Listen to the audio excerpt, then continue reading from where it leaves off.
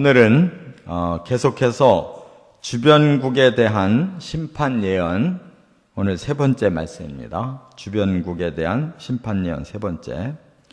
그러면서 지금 이제 애굽에 대해서는 두 번째 말씀을 하고 계시는데, 왜 이렇게 큰 나라 애굽에 대해서 이렇게 여러 장에 걸쳐서 이 앞에 29장부터 지금 30장 또 31장 이렇게 나가고 있는데 32장까지가 다 애굽에 대한 예언인데 왜 그럴까 우리가 깨달아야 돼요. 지금 여기 20절에 보니까 11째 해 첫째 달 일곱째 날에 또 말씀이 임했다고 그랬는데 이게 뭘 말하냐면 에스겔이 포로된 지가 11년 됐다는 거고 마지막 왕 시드기야 왕이 지금 11년째 1월 7일이라는 거예요. 그러면 예루살렘이 언제 함락했느냐? 4월 9일 날 함락했어요.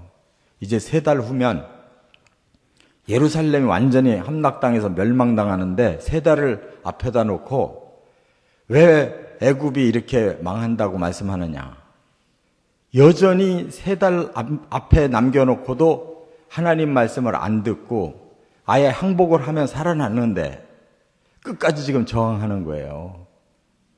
그리고 애굽이 도우러 올 거라고 지금 기대하고 있어요.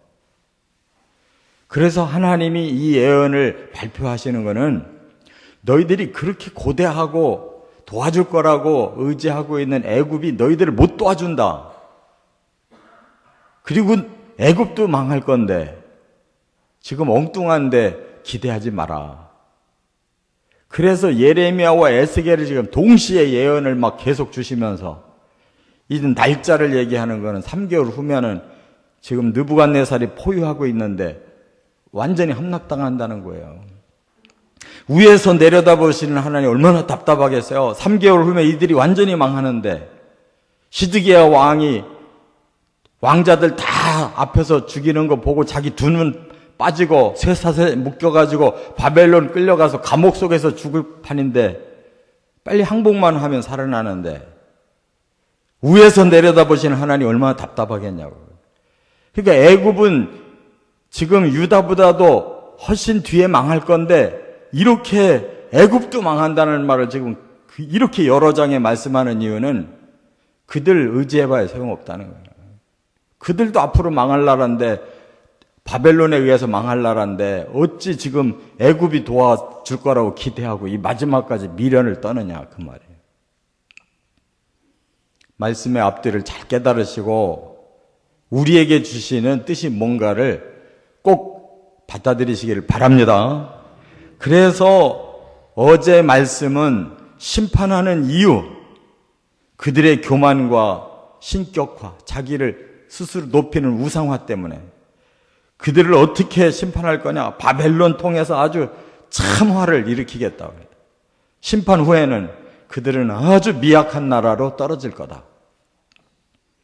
그래서 완전히 하나님 백성들은 애굽에 대해서는 전혀 기대지 말라고 하는 거예요. 그리고 오늘은 이제 더 구체적으로 그들의 죄목, 애굽의 죄목이 뭔가를 구체적으로 밝히셔요. 이 말은 애굽을 초점 맞춘 게 아니에요. 너희들이 의지하는 그런 나라들도 내 기준에 이렇게 미치지 못하면 멸망시키는데 너희들도 똑같지 않냐. 하나님의 그 죄의 기준은 누구에게나 똑같은 거예요. 그렇기 때문에 계속 비슷한 말씀을 하시지만 초점을 알아들어야 돼요. 하나님 뭐를 용납 안 하시는지. 오늘 4가지의 그 심판 방법을 말씀하고 있어요. 첫째, 1절부터 9절까지 보면 악의 동맹자들도 함께 심판하신다 이렇게 말씀했어요. 악의 동맹자. 그게 누구예요? 지금 하나님은 애굽이 악하다라고 결정하셨어요. 그런데 계속 애굽 주위에서 이렇게 동맹하는 자들이 애굽과 함께 하려고 하는 자들이 있다는 거예요. 그러면서 그들을 여기 뭐라고 해요? 구스도, 붓도, 룻도, 굽도 그 주변국이에요.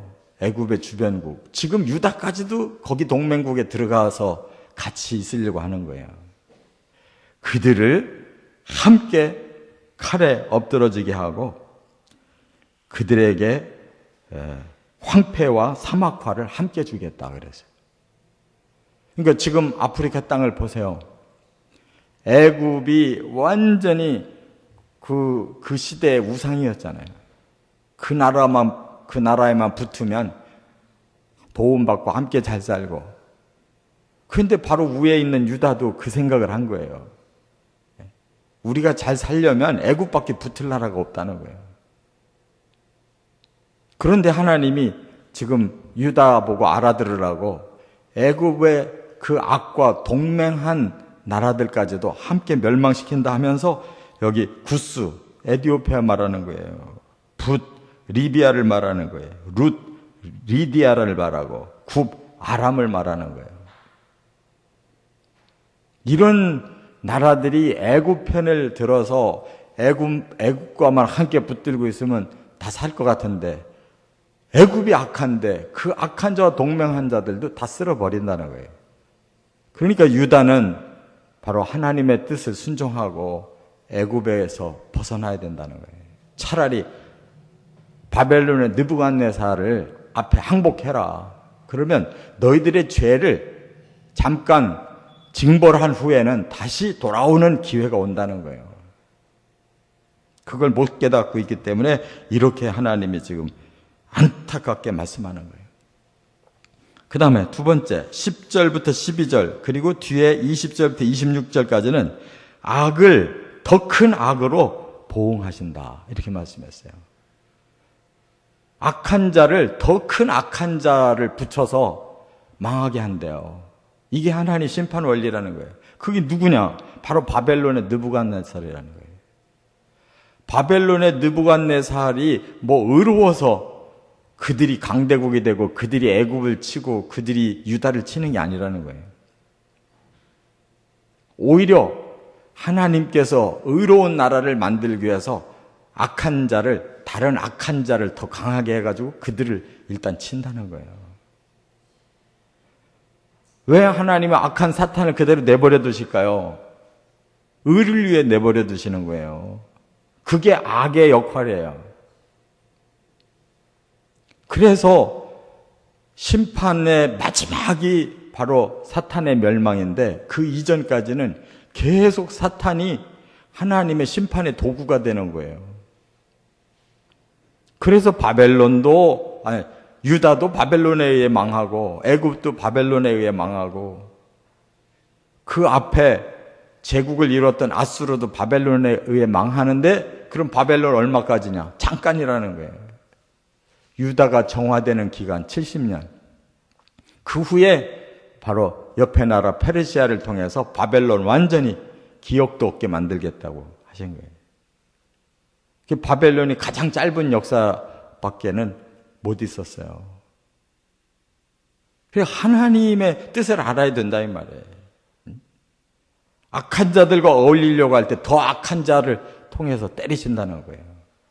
그 무리 속에 들어가면 서로 얽혀서 서로 망하는 거예요.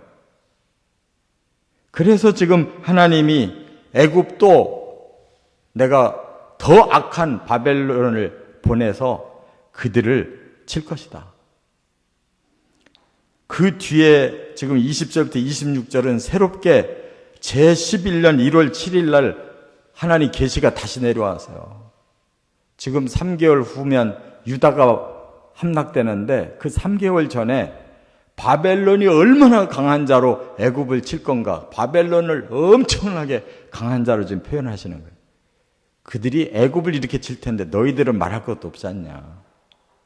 지금 그 말씀 하시는 거예요. 그래서 바로의 칼을 꺾고 또 약을 붙여 싸매도 소용이 없는, 그래서 칼이 스스로 손에서 떨어질 수밖에 없는 그런 애굽을 만들고 그 애굽의 백성들을 문나라로 흩어버릴 거다. 죽을 만큼 상하게 만들어서 고통받게 할 거다. 그 얘기는 유다 보고 하는 소리잖아요. 애굽도 이렇게 바벨론하고 싸우더니 다쳐가지고 팔을 쓰질 못해서 그 칼이 있어도 칼을 들지 못하게 되고 그 상처가 너무 아프고 죽을 만큼 아파서 고통받고 그 왕이 그렇게 힘이 떨어지니까 그 백성들은 다 세상으로 흩어져 버리는 애굽이라는 큰 나라도 그러는데 어찌 유다가 뭘 믿고 지금 이렇게 항복 안 하고 있냐는 거예요. 항복하면 자존심 상하고 항복하면은 뭐가 크게 손해볼 것 같아서 안 하는데 오히려 항복이 살아나는 방법이라는 거예요. 자기를 죽이는 게 사는 길이라는 거예요.